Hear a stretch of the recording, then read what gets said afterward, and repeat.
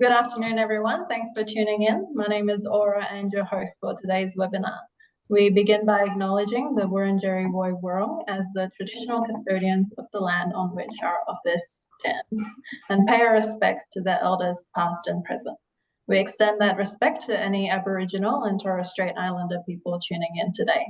On behalf of the Mental Health Foundation Australia, I would like to welcome and introduce our guest speaker and member of our Scientific Advisory Committee, Professor Greg Murray, who is presenting today's webinar on adolescent sleep and mental health. Professor Greg Murray is currently Director of Mood Disorder Research and Practice at Swinburne University of Technology and a practicing clinical psychologist. His primary research interest is the link between sleep, biological rhythms, and mental health. He has published over 200 scientific papers on these topics and received more than $33 million in funding to support his research work. Greg has received individual awards for research, teaching, and community engagement, and has a long-standing interest in adolescent sleep. His article on sleep in The Conversation has been read more than 1.2 million times. He has had regular mental health sessions on ABC Radio National and has provided dozens of talks on adolescent sleep to secondary school students, teachers, and parents. So please join me in welcoming Greg for his presentation. Thanks, Greg. Thanks very much, Aura. It's great to have the chance to speak to you on this, one of my favourite topics, which, as Aura says, links my sort of scientific interest in the relationship between sleep and mental health and my clinical interest in mood and depression and well-being, but also my sort of, a lot of the community outreach I've done has been to schools.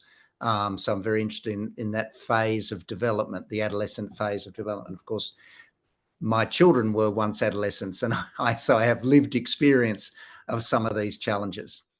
We start today's talk by introducing you to sleep, what it is, and particularly how, if we're not sleeping well, what the known impacts are on mental health and well-being.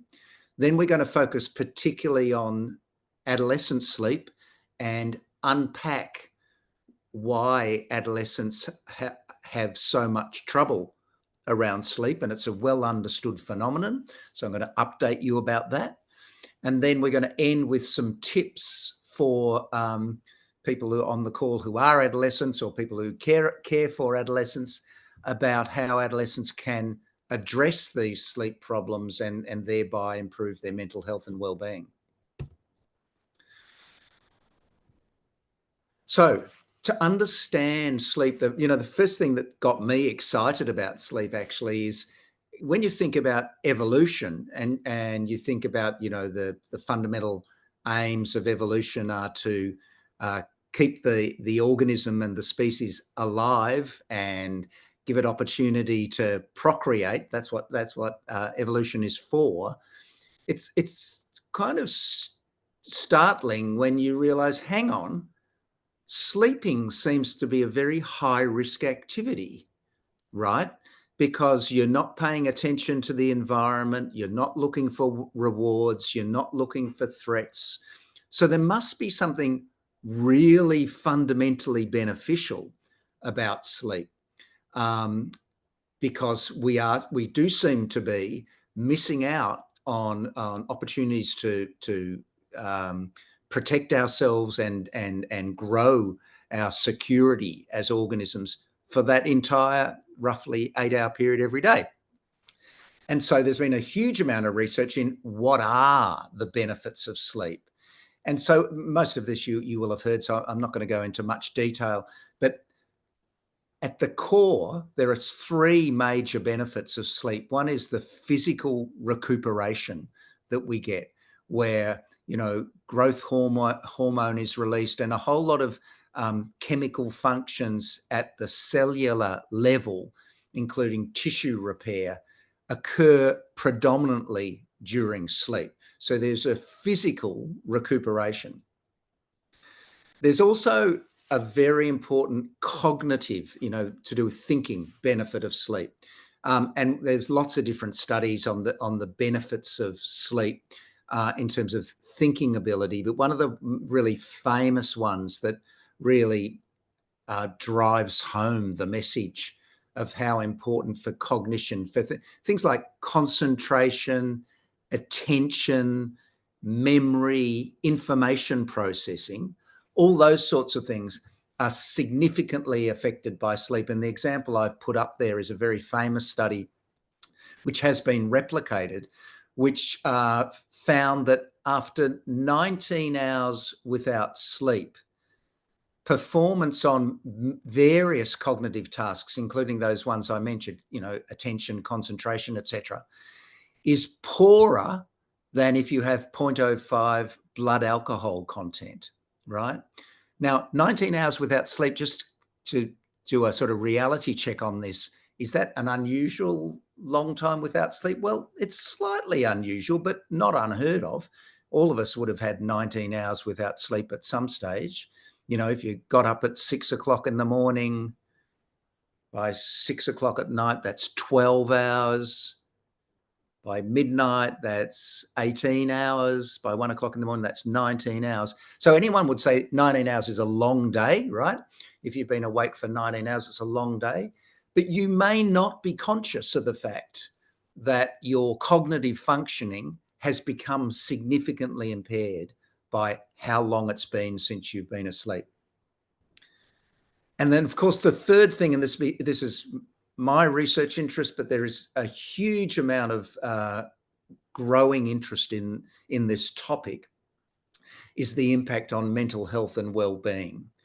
And just thinking about normal range experiences, not thinking about disorders like depression and stuff like that, a lot of the early research in this area was focused on the relationship between sleep loss and emotional experience.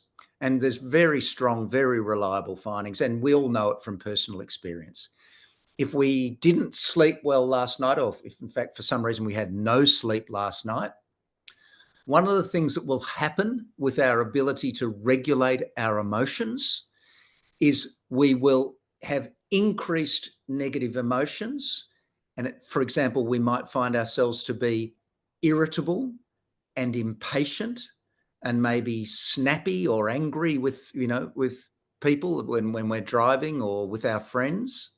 That's very obvious, isn't it? People are irritable when they haven't had enough sleep. They're not processing emotional challenges as well as they could in terms of negative emotions. Something that's not so obvious, but is the data is equally strong, and I because I've been thinking about it for a long time, I'm completely convinced of this as well, is that if you didn't sleep last night or had poor sleep over the last couple of nights, you also experience decreased positive emotions. And in fact, the best example of that is, I think, is one that I give adolescents when I'm talking to them about this, is if you didn't sleep last night, one of the things that's more likely to happen today is your friends might say at lunchtime at school, after school today, do you want to go to the movies? That movie we've all been waiting for, it's just come out, we're all going. Do you want to come? You are more likely to say no if you didn't sleep last night. For various reasons, you might rationalize it and say, I'm tired, I've got homework to do. You might actually think, I need to get home and get to bed early because I didn't sleep last night and I'm worried about it and I want to fix it. But another process that's going on, when you say no, it's what I call to my clients, I call this the can't be bothered's. That when that offer is made to you and you do a little quick sort of calculation in your head of the possible benefits of going to this thing versus the effort required to go to this thing, decreased positive emotions means you are more likely to say no. Things that otherwise you would say yes to when you have normal positive emotions, the opportunity for a rewarding experience like a fun evening at the movies with your friends, that seems relatively less appealing when you are lacking positive emotions. And there is this has been demonstrated in a number of studies, the decrease in positive emotional response when you're offered an opportunity if you haven't had enough sleep. And we see this most vividly in depression. So I was talking then a minute ago about normal range emotional experiences, but of course they're on a continuum in a way with depression. In depression, one of the popular ways of thinking about depression is it is in fact a vicious cycle between poor sleep at night and decreased positive emotions in the daytime. And it goes like this. If we don't sleep well at night, you get that decreased motivation to say yes to things that I was talking about before, saying no to your friends. And that can lead to, in the daytime, to withdrawal. That is saying no to lots of things. And withdrawal, not being socially connected to people, is not good for human beings, for most of us. And withdrawal, of course, gives us lots of time to ruminate, have negative thoughts about ourselves and the world and the future. So it puts us further into a depressed frame of mind. But the vicious cycle bit comes in. If you've withdrawn from life during the day because your positive emotions are lacking, then you're actually less likely to sleep well that night.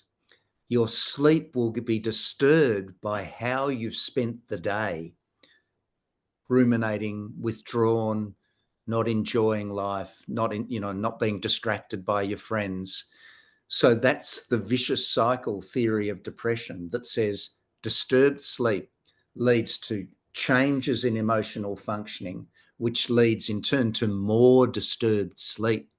And if that gets a bit of a run on over 2 days, 4 days, 7 days, or 14 days, which is our criterion for depression, that is a very good framework for understanding the core problems that we clinicians call depressions.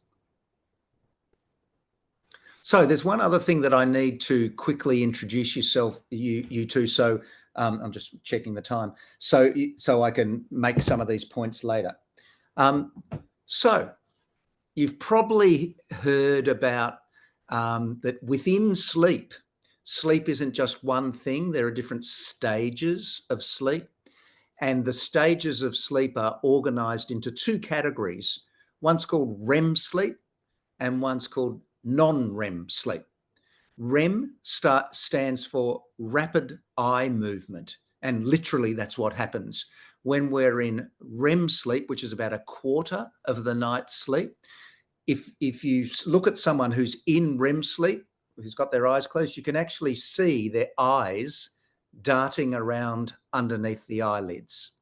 The eyes are moving around. And you think, oh, that's interesting. That's pretty active sort of state. And in fact, REM sleep is a very activated state internally.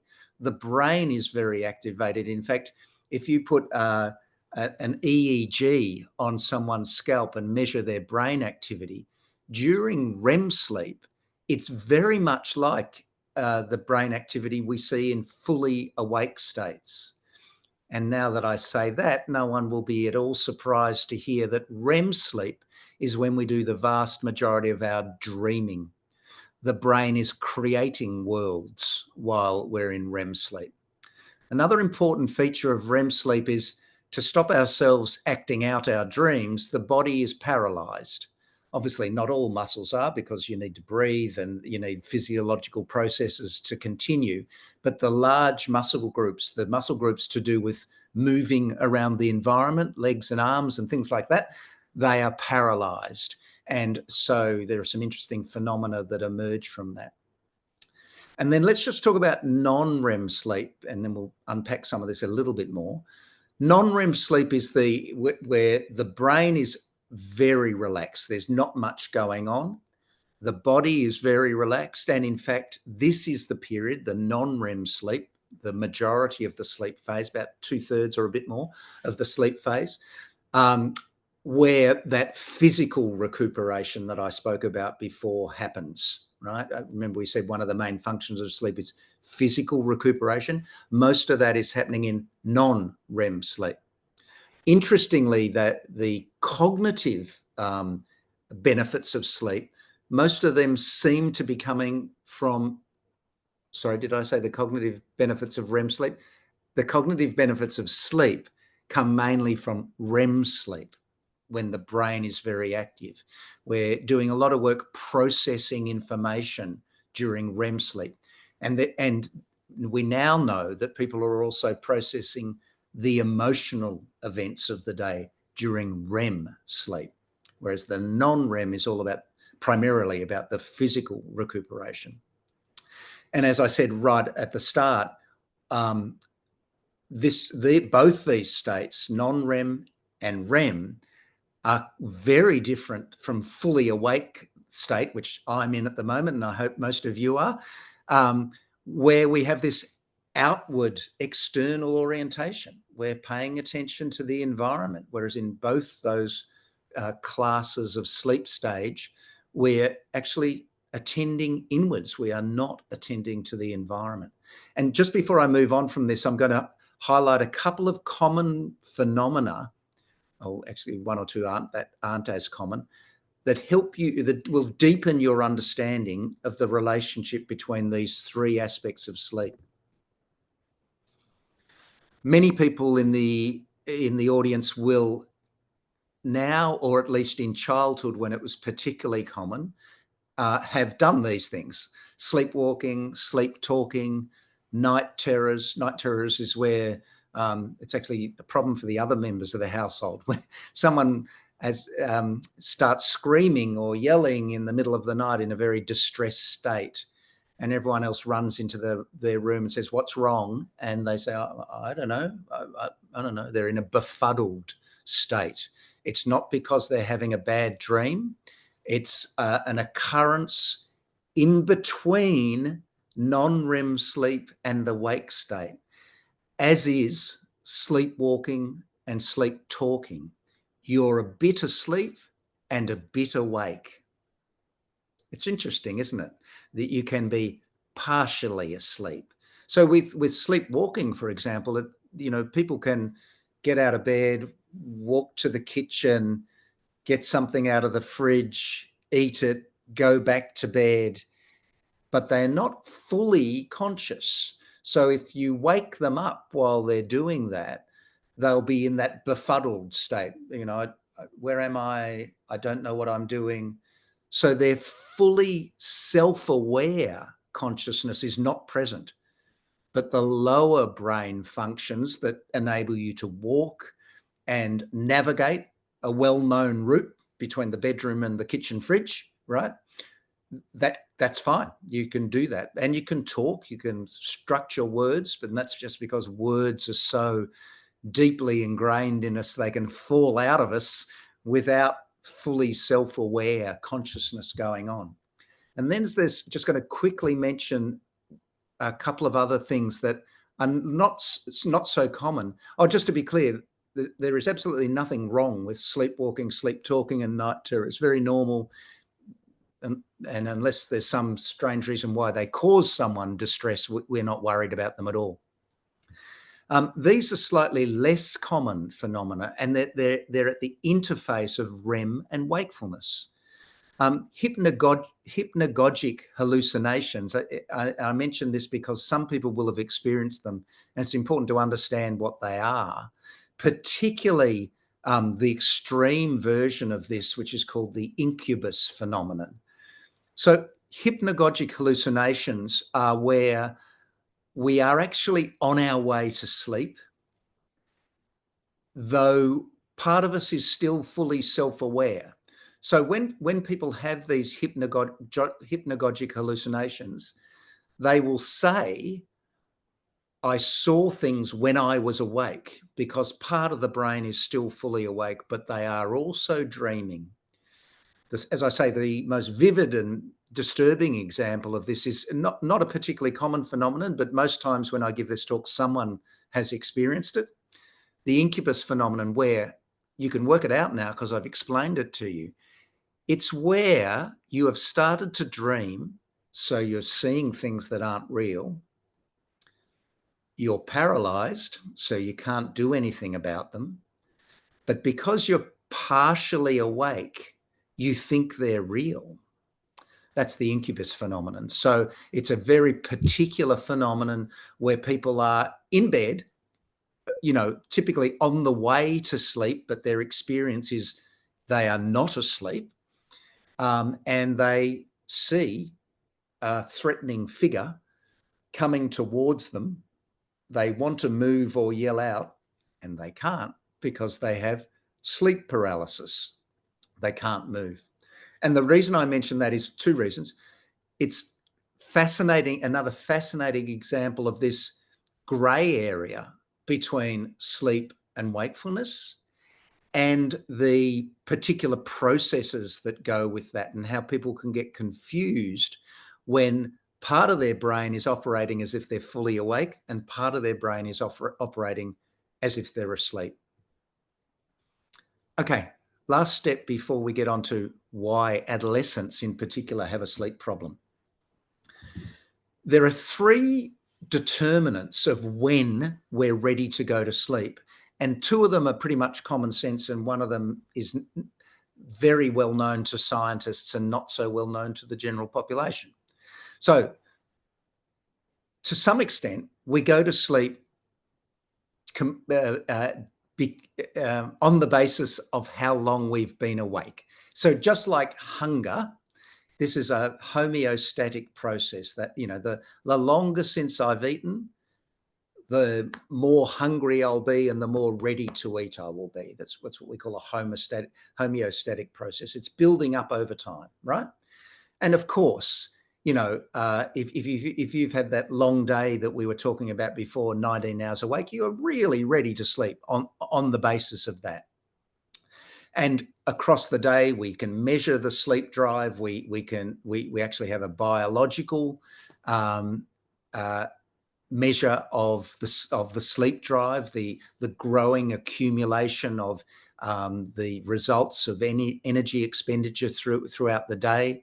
We can measure a compound called adenosine, which increases across time, and that is our measure of this homeostatic drive to sleep. Caffeine, coffee, binds to adenosine, taking it out of the system for a brief period of time, and that's why we get the burst of wakefulness after caffeine, but it passes very quickly. So as we all know, it doesn't work very well as a way of dealing with alertness. But yeah, all that makes perfect sense. The second thing we know, and this becomes relevant in a minute when we're talking about things adolescents can do to improve their sleep, is we can disturb sleep if it's at the time of day when we would normally be heading towards sleep, but we are too aroused, and that arousal can be positive or negative. It can be excitement. It could be excitement because we've just got some good news. It could be excitement because I'm on social media with my friends and there's a lot going on in my social circles. She's been seen with him, but he said that he wanted to be seen with her. All the, excitement and gossip of the social network. If that's in your hand in your bedroom, that can excite you. It should excite you. That's a very meaningful thing, especially if you're an adolescent. The arousal can also be, of course, negative. I could be anxious about the exam that's coming up tomorrow, or that you've got to get up early to get on a plane to go somewhere. We're all familiar with these things. You can disturb the onset of sleep if you are too aroused, and that becomes important in terms of things we can control about sleep. This is one of the things we can control, is that. But the third element, and this is critically important to adolescents particularly, is the body clock.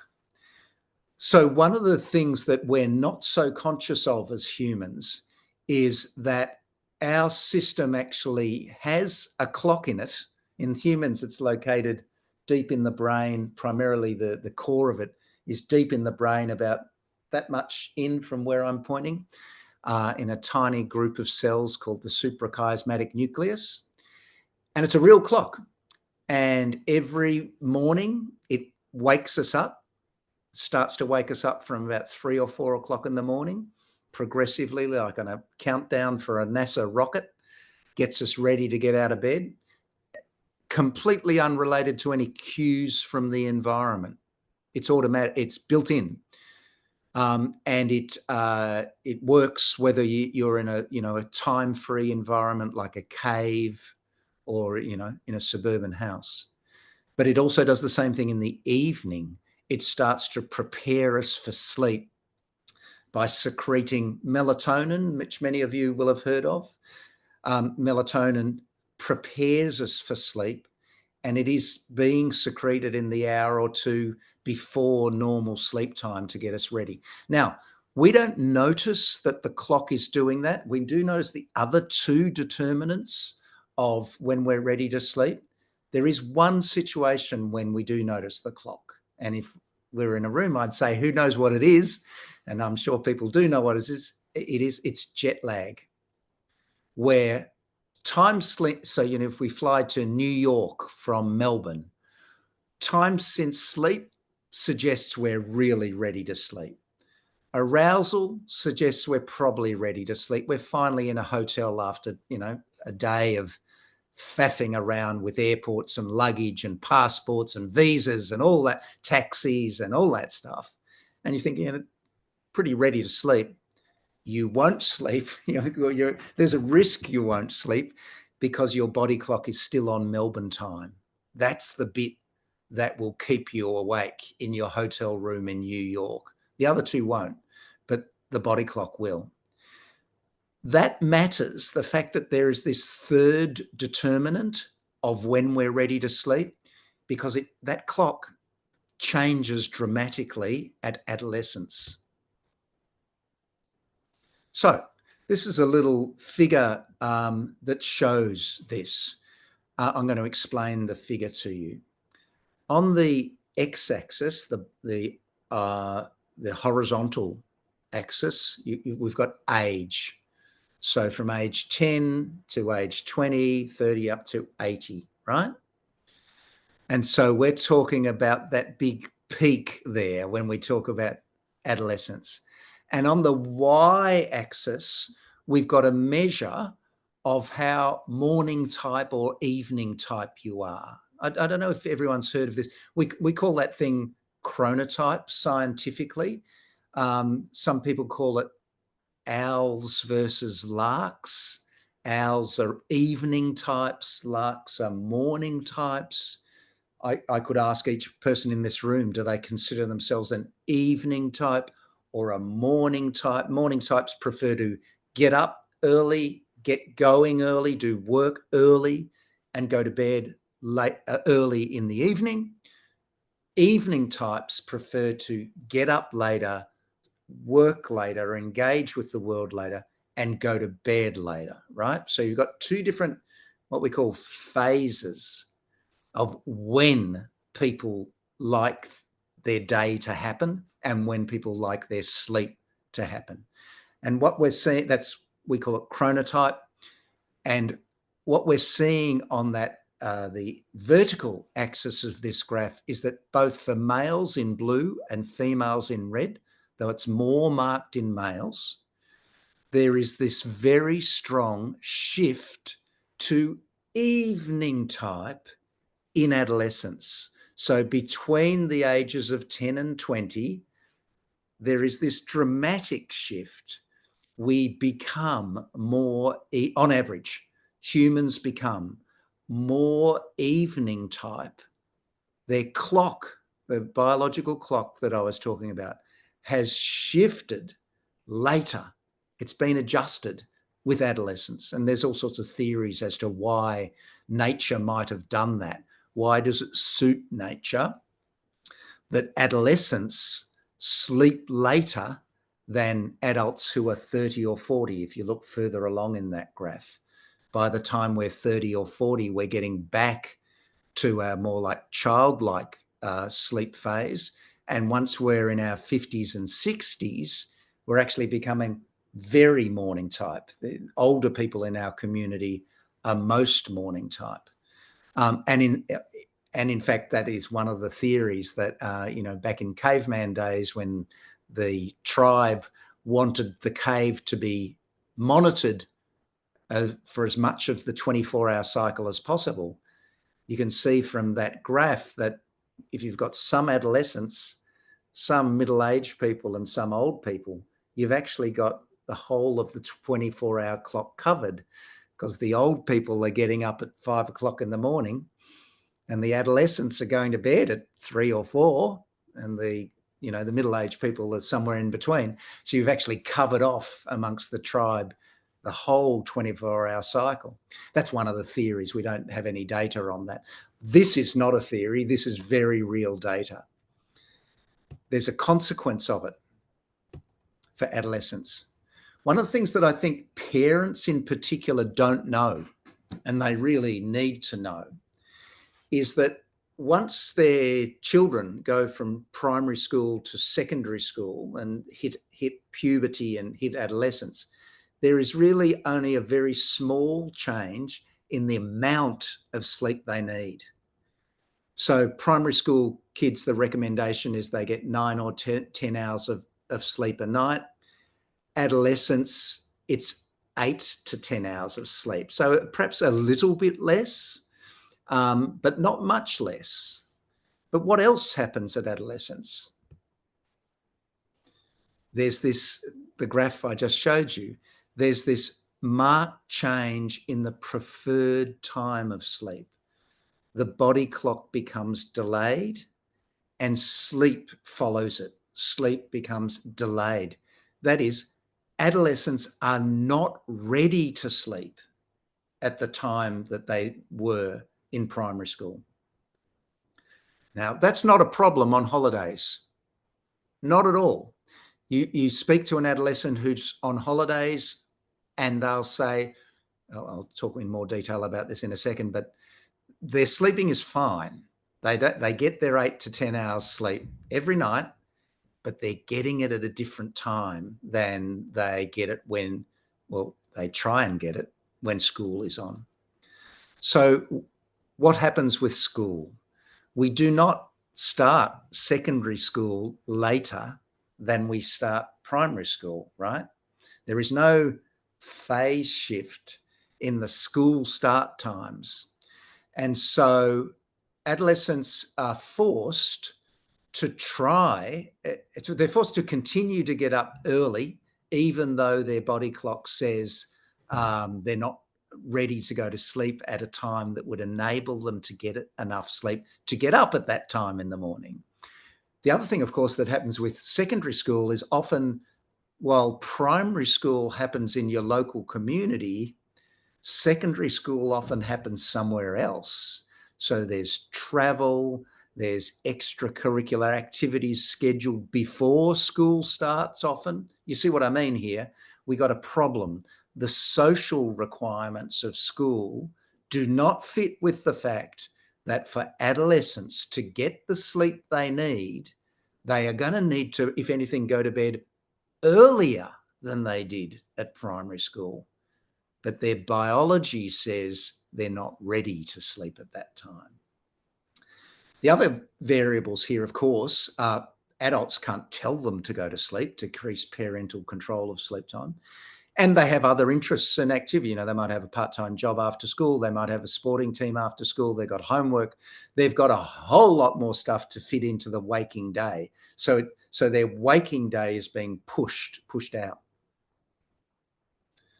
So what actually happens? The data is remarkably strong. We've done this in Australia, but it's essentially replicated very close to the same findings as in the United States and other countries. It's what's called an epidemic of sleep deprivation in adolescents. And this is the data that we found, but as I say, it's very similar to findings in other countries. On average, Australian students in secondary school were getting more than an hour less sleep every school night of the week than they get on vacations, and more than exactly the same number, 77 minutes, 77 minutes less than the prescribed amount of sleep that the health authorities recommend they get. So every school night, Sunday, Monday, Tuesday, Wednesday, Thursday are the school nights, the nights that have school following them. 77 minutes. So across the course of the week, that's 5 times 77 minutes sleep debt that is accruing across the week. And what naturally happens, this is on average, right? Of course, some students don't have any problem with this, especially morning types. People who are habitually morning type have less of a problem with this. But if you've built up 5 times 77 through 385 minutes of sleep debt, that's a big sleep debt by Friday night. What you are very tempted to do is sleep in on the weekends, catch up sleep on the weekends, which makes perfect sense, but is a bit of a problem potentially because it kind of puts you in a different time zone and makes it and especially if you do the same thing on Sunday, it makes it very hard to get up on Monday morning. And whenever I'm speaking to teachers at this point in the talk, they're nodding and saying, oh my God, that's so true. Those first 2 hours on Monday morning, a lot of the students may as well not be there because they're not really awake. Yeah, I could say more about that. There are a whole lot of schools around the world that are moving to scheduling things like physical activity. So sport happens Monday morning. Maths and physics should not happen Monday morning. And so that weekend behavior has been called social jet lag. And it's a measure of how much difficulty an adolescent is having with fitting their school schedule onto their changed biological rhythms. And so it's widely agreed that chronic sleep deprivation is a common but treatable condition amongst adolescents. And now let's talk about the treatment.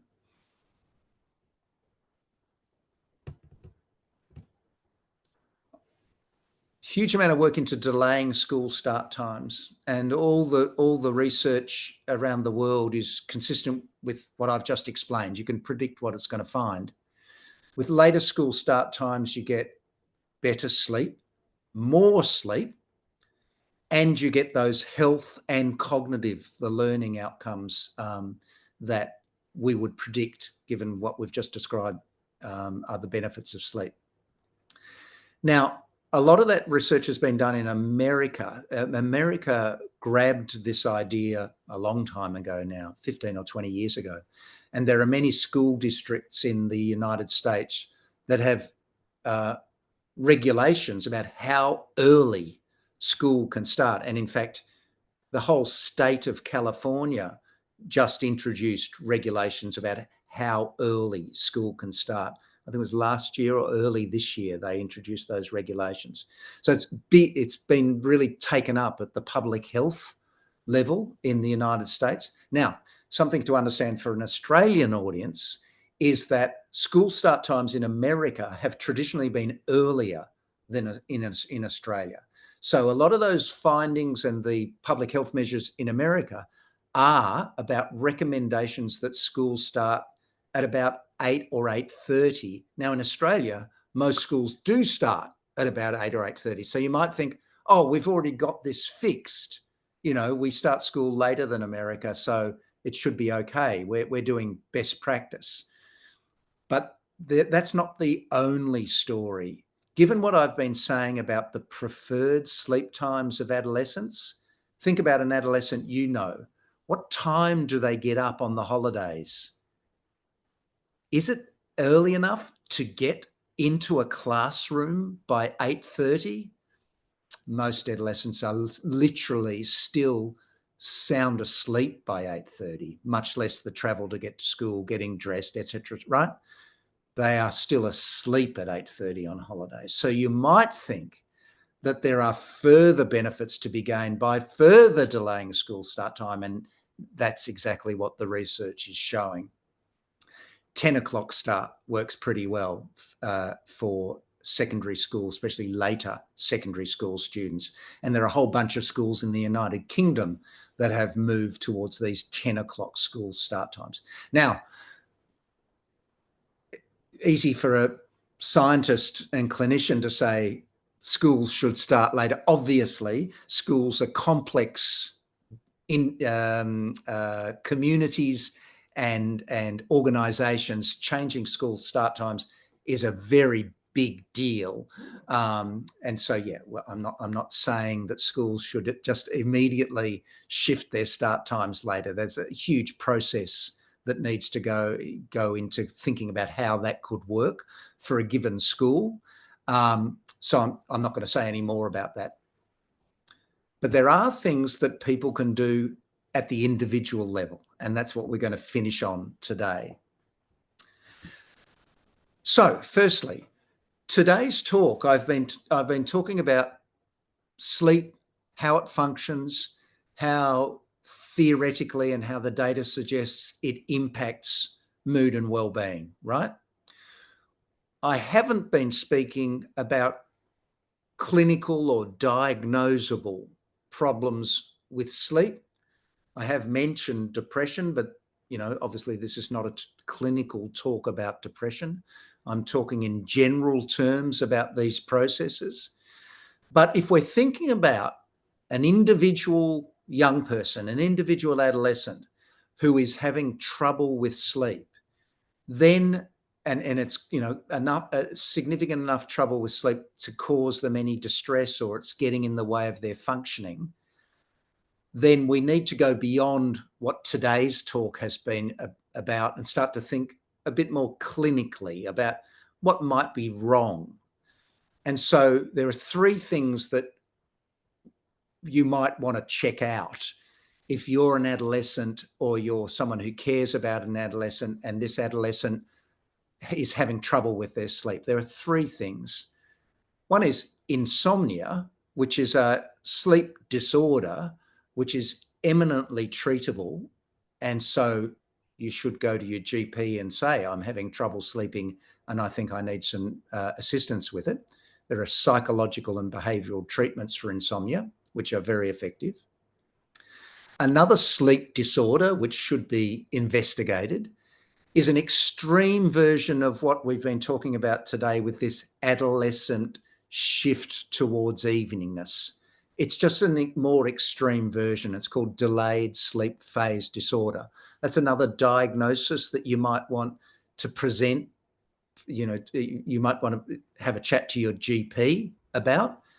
And thirdly, of course, I mentioned the vicious cycle between depression and sleep. And anyone who has significant ongoing sleep problems, they will very likely have some depressed mood. But possibly the best explanation is not so much the sleep, but depression itself. So again, for that reason, if someone is experiencing significant sleep problems, it is worth going to your GP and laying them out, because maybe one of these diagnoses actually is warranted and there is specific intervention that is required and that will help with the problem. So I just need to say that now that we're talking about individuals, because obviously for the rest of today's talk, I'm talking about people in general. But if we're talking about individuals, I spend a minute reminding you that when people have significant issues with sleep, that might be caused by a mental health disorder or a sleep disorder, and that might require actual clinical intervention. And I encourage you to seek help. And the way we do that in Australia is through a GP. Yep. So, but if it's not that significant and you don't think that that sort of intervention is required, the sorts of things we recommend in general to people who are having, to adolescents who are having trouble getting the sleep they need, is these sorts of ideas. We're starting to get them to think about building good sleep habits. And it's very much the same way that we want people to think about exercise and diet, right? So everyone knows that, good diet is useful for health. Everyone knows that good exercise is useful for health. We want people to think about sleep in the same way. And just like diet and exercise, the key thing with sleep is the habits around it. So it doesn't, just like with diet, you can have pizza if you want, you can have fried chicken if you want. There's nothing wrong with that unless you have it every day.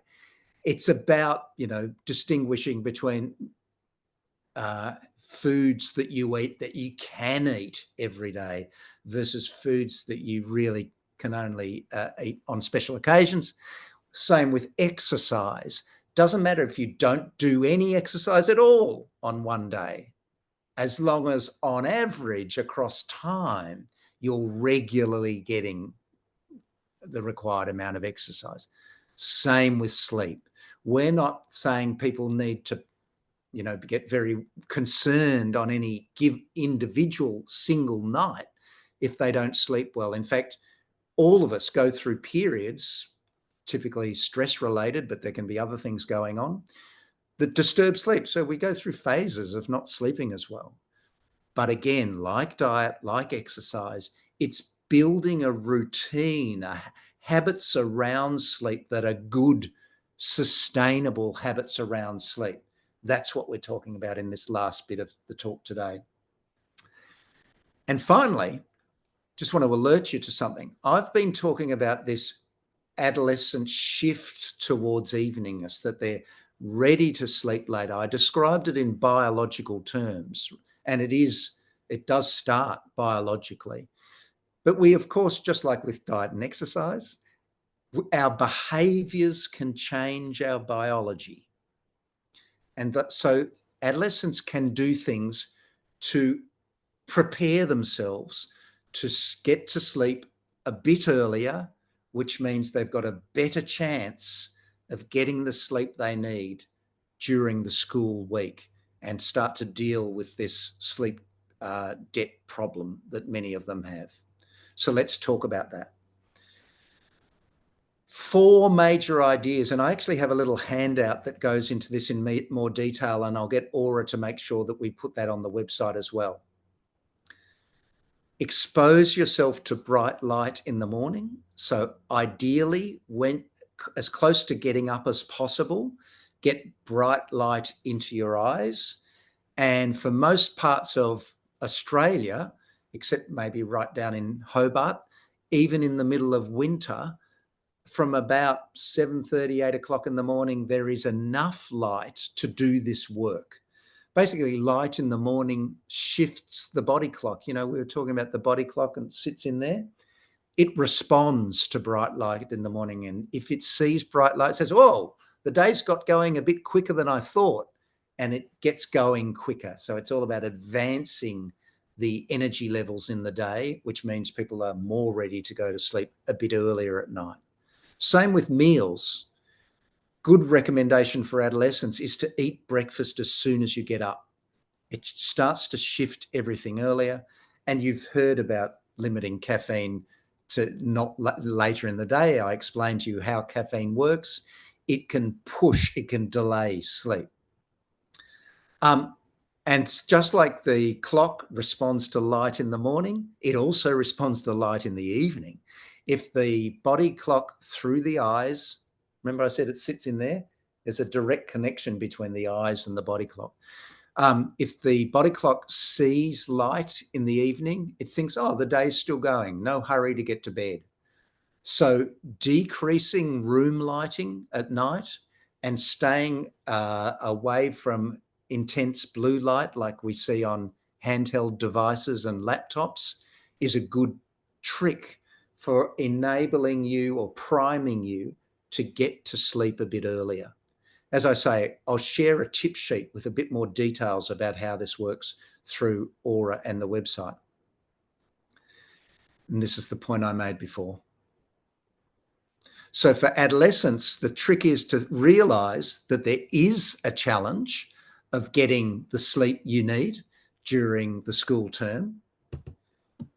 And then you have to think, well, what is the bedtime I'm aiming for?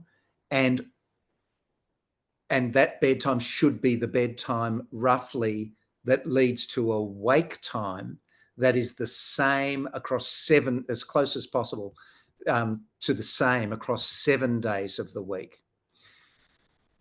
There has been a recent study that says because of that sleep debt, we do recommend adolescents get an extra 2 hours of sleep on Saturdays, that catch-up sleep, but no more than that. So 2 hours than their normal wake-up time for school. So say that's 7 o'clock for an adolescent. That means the Saturday sleep-in is till 9 o'clock, not till 10:30, 11. And yeah, more information about how to do these things in the handout. And then one final thing that's really important. It's, you know how I started out by saying sleep isn't just one thing. There's another way of looking at sleep. Sleep and daytime activity are two sides of the same coin. Nature has organized all the creatures that sleep, and that's the vast majority of them, particularly mammals, or mammals have very similar sleep across all the mammalian species. Nature has organized us to have a rhythm, a 24-hour rhythm. And this rhythm is between full-on engagement with the world when the sun's up and full-on withdrawal from the world at night. It's a 24-hour rhythm of engagement. I like to think of it like a sine curve, if anyone's done some maths, and that's how nature designs us to operate. So sleep is just one part of that curve, and daytime activity is another part of that curve. So one of the most powerful things that we can do to improve sleep quality is a bit counterintuitive, perhaps, because we don't do it at night. We do it at the other part of the curve. We engage strongly with the social world, the physical world, the outdoors world in the daytime. And that predisposes us to fall back and withdraw into sleep at night. And you've heard about these recommendations around sleep before. Get out, get some sunlight, get some exercise. But the thing that I'm really adding, particularly for adolescents are very, very social people, and their connection to their social networks is critical, and that needs to happen. When I speak to school students on this topic, I say this is sort of a bit of a joke, but the meaning is real. Any day that you've laughed out loud 3 times with your friends is a day that you'll sleep well. There's something about that complete human connection to activity in the daytime that gives you the security and the momentum towards withdrawal into sleep that enables you to get a good night's sleep. So we reckon sleep's important. We strongly believe, on the basis of the evidence, that sleep deprivation is a partial explanation for the common mental health and cognitive and physical problems that we see in a significant proportion of adolescents.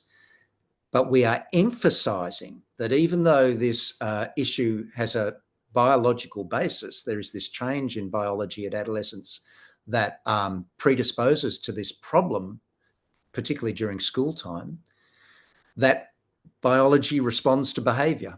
And we've started to introduce you to some of the tips that enable adolescents to apply that knowledge to themselves. Thanks for your attention.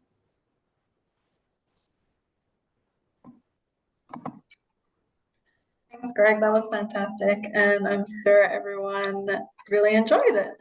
So I think we might skip Q&A for today. I don't see any questions from the audience. So yeah, we'll just go straight into closing. So on behalf of the MHFA, thank you once again for taking the time to present today's highly anticipated webinar, and we look forward to future opportunities to collaborate again. For everyone who's interested, we will be uploading the recording to our YouTube channel, so I'll send an email out to everyone. You mentioned there's a handout. Yeah. So I'll include that in the email as well. So yeah, that's pretty much it. Thank you so much for your time. Until next time. See ya. Bye.